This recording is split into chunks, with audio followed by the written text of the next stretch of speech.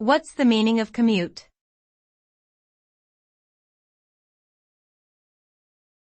Commute.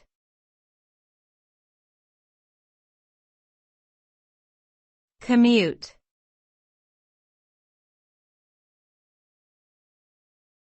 Commute.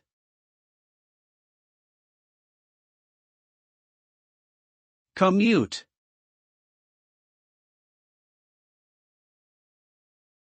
The verb commute has a few different meanings depending on the context. One definition is to travel between one's home and place of work or study regularly. Another meaning is to change a prison sentence to a less severe punishment. In general, the result of commuting is the act of regular travel or the reduction in severity of a sentence.